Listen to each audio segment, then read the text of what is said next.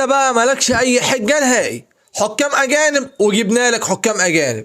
نهائي السوبر المصري بين الاهلي والزمالك بحكام اجانب.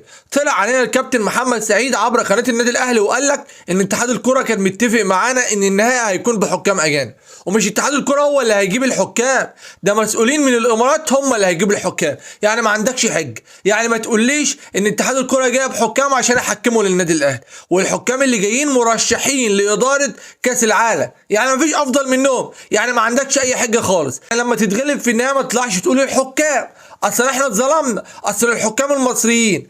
مش الحكام المصريين دول انت وقفت في ظهرهم في الدوري المصري، ودلوقتي جبنا لك حكام اجانب. اما انت زعلان من الحكام المصريين وطلعت قلت الحكام المصريين بتحكم للنادي الاهلي والنادي الاهلي بيكسب بالتحكيم، ورينا بقى في النهايه هتعمل ايه. جبنا لك حكام اجانب وعلى اعلى مستوى، ومش اتحاد الكره هو اللي مختارهم، ده المسؤولين في الامارات هم اللي مختارينهم. هتقول لي ده الامارات بتحب النادي الاهلي والناس في الامارات بيحبوا النادي الاهلي. انا عارف الخوازيق اللي بتطلع بعد الخساره دي، عارف الحجج اللي بتطلع بعد الخساره دي. عمر ما في زملكاوي طلع قال لك ان الفريق بتاعي تعبان وهو السبب، لازم يطلع حجج علشان يداري الخساره بتاعته. فمش عايز اسمع صوت اي حد منكم يطلع يقول حجه واحده بس، عشان لو قلت اي حجه هديك على بقك وعلى دماغك، عشان احنا زهقنا من الحجج بتاعتكم. فلما تتغلب في السوبر المصري باذن الله اتغلب وانت ساكت. حكام مصريين مش عاجبك، حكام اجانب برضه مش هيعجبك. فاكرين لما طلعت قلت في الدوري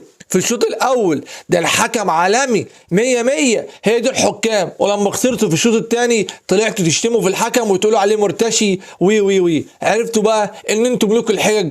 فاتمنى باذن الله لما تخسروا في السوبر المصري ما نسمعش صوتكم تاني، تخسروا وانتوا ساكتين بس كده. يلا سلام.